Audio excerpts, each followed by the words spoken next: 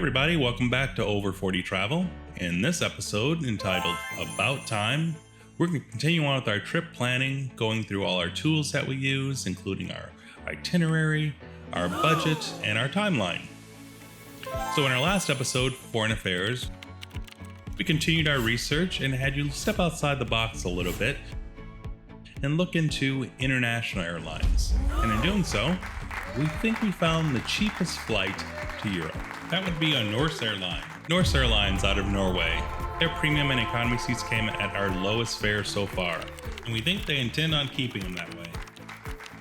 About $3,100 for two people in premium, and about $1,500 to $1,000 in economy class. And they have constant sales that keep their fares lower than that. In 1 month's time, we saw our premium economy seats go from $3,100 down to $2,800, and we think we're going to go a little bit lower than that. Using international carriers gives us a lot of options where we fly out of and where we fly into Europe. And one of our favorite airlines, Virgin Atlantic, is an option we're looking at if we come into a little bit more money. So right now they're looking at about $3,600 for their premium economy for two people. And if we come into some extra money, we'd love to fly in their first class or their business class for about $5,200. But I think that price is going to come down a lot more. So we would just spend one night in London, go out and have a nice dinner, and then in the morning, just take a quick 2-hour flight to Rome. But for budgetary reasons, we're going to look at Norse Airlines Premium Economy for about $2,800 a couple. And if we get a little bit lucky and save really hard, we're going to try the Virgin Atlantic flight into London. That'll also give us silver status on Virgin, which will help us out with the domestic airlines as well. So now let's move on to the documents I use to help plan our trips, which is going to be our timeline, our budget, and our itinerary. The link to this document and all of our other Over 40 travel documents are going to be on our YouTube channel, in the description to this video, and on our webpage. So let's look at our timeline. So 9 to 12 months out, where we are right now, about 9 months out, we've started our research, we're picking our vacation dates, we're developing our trip budget, we're also starting our miles development, and we'll get to that in other videos.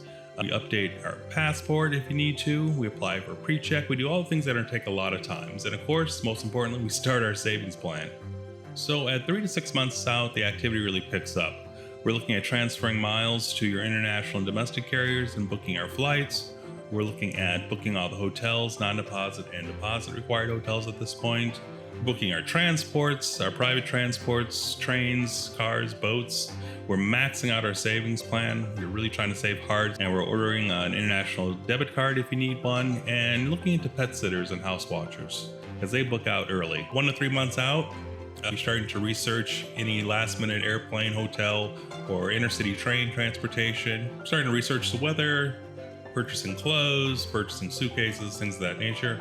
2 to 4 weeks out, you're really busy just confirming everything. You're downloading apps on your phone, organizing your phone, you're checking your photo equipment if you're taking some, you're transferring funds.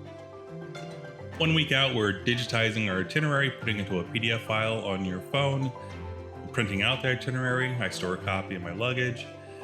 Check all the apps, your flights, you're checking the weather, you're starting to pack, getting excited, hopefully. And on that travel day, make sure you wake up on time, double check your Uber or check your transport to the airport, try to relax and enjoy your vacation.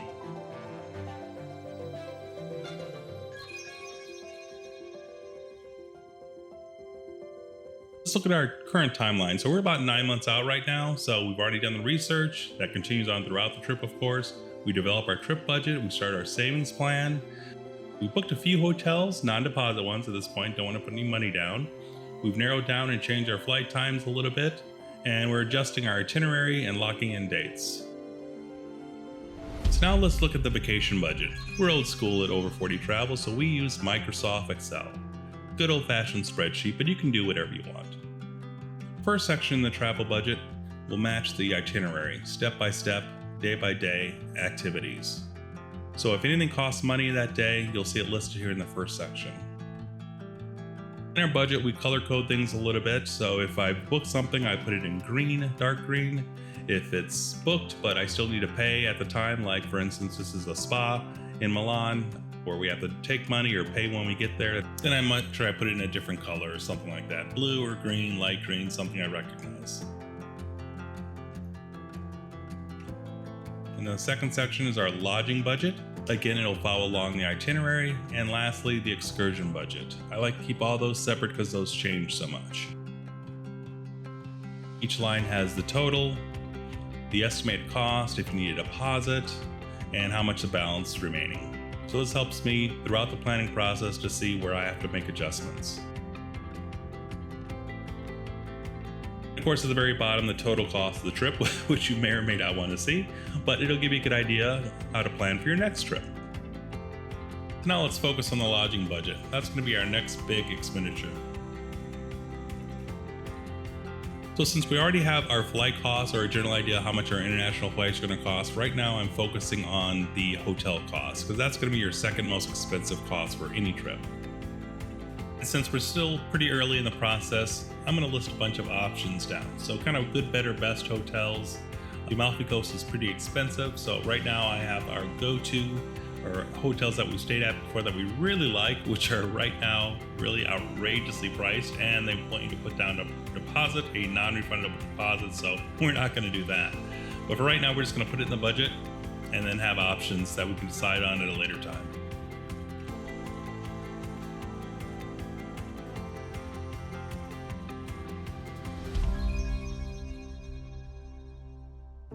And right now, we're currently about 9 months out. So we have a rough idea of our international flight cost, so now we can put it in our budget. So our current budget's going to look a little bit different than normal. Since we might fly into London or into Rome, I have two separate lines going, and I had the London trip booked in red and the other one's booked in black, just to keep them a little bit different. We're going to update that probably in January when I book our international flights. Since the Amalfi Coast is pretty expensive, I have hotels that we really like, which would be awesome for the trip, and I have good hotels. So I keep those two separated right now. Again, as this trip develops, these lines will get eliminated. Now I've added a couple more columns, cost remaining good and cost remaining awesome. And there's not much difference right now. I haven't really looked at any less expensive hotels for the Amalfi Coast, but I will. At the bottom of the budget, it helps me to see how much I saved and how much I need to go. But you do you. You do you. You figure out what's best for you. And finally, I know you've all been waiting for it. I've talked about it since video 1. Our world famous over 40 travel itinerary. It really is world famous.